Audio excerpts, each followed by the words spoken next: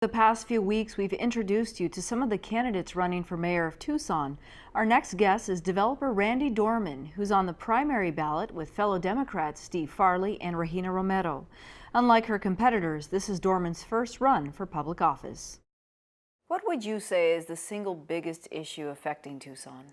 Really, it is our anemic economy. And last year we had 1.2% job growth, which is well below Phoenix, the state, the country, and that's not good enough. We can be doing so much better. It's why we have 18% poverty, which is unacceptable in a city with as many resources as we have, with so many great and innovative people. And we need real leadership to change that. So that's actually why I jumped in to run for mayor. I have been a businesswoman for 30 years, and I've helped lead the way in downtown revitalization for 20 years. So I really understand firsthand how to grow our economy and the different aspects of our economy. What are some of the ways that you would do that if elected mayor of Tucson? Well, thank you for asking that question. I have a big economic development plan. So right now we have a small economic development department, and it's largely focused on incentives. What we really need is to support the small and medium-sized businesses that are here, as well as our startup community. And our economic development department needs to be the resource for everything that they need to grow.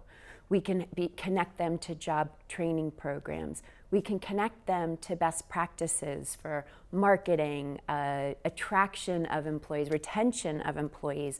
We can even be ambassadors for them to navigate planning and development services and the sign code, all the things that make doing business in Tucson difficult right now. And then we really have to attract new businesses here. I've done business all over the world. My contacts are global, not just limited to city or state. And so I would want to be on the forefront of going out and working with companies to come here. So there's layers of things that we can do, and I want to do all of it. As we approach the fall, many Tucsonans will be looking at their ballots and trying to decipher what's the difference between you and the other candidates. What should they be asking themselves about what they want for their livelihood in this city? When we look at the problems that we have here, sometimes people say roads, not enough police, not enough parks or open space. All of those are issues, but they're really symptoms of a bigger problem, which is our lack of economic growth and economic opportunity. Next, I really think that smart growth is what we have to focus on, because we're growing. Every time we think that if we don't plan for the growth, it won't happen, we really screw ourselves. And so we need to plan for growth, and then we need to balance that with preserving neighborhoods and our character and our culture. And the final thing is really sustainability. We're in the desert, and our environment is so precious. So we need real tangible plans to protect our environment, and that can really start with how we use our built environment for sustainability. If you're elected mayor, one of the topics that you may have to face at some point in the near future involves sanctuary cities. Yes. What are your thoughts on that issue?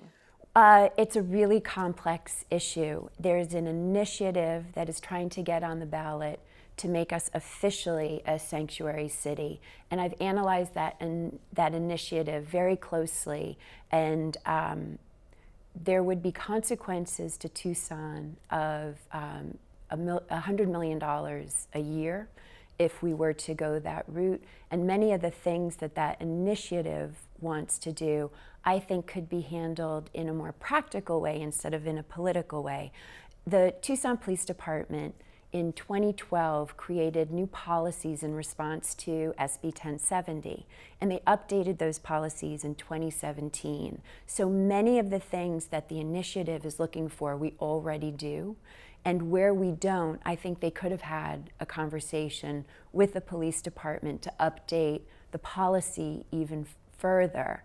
So to have a practical solution instead of this political solution, which will have negative unintended consequences, even though the spirit is in the right place. Okay, Randi, thank you. Thank you. The winner of the primary in August will face independent Ed Ackerley in November, whom we'll hear from next time. We're also sharing our previous interviews with the candidates on azpm.org/Arizona360.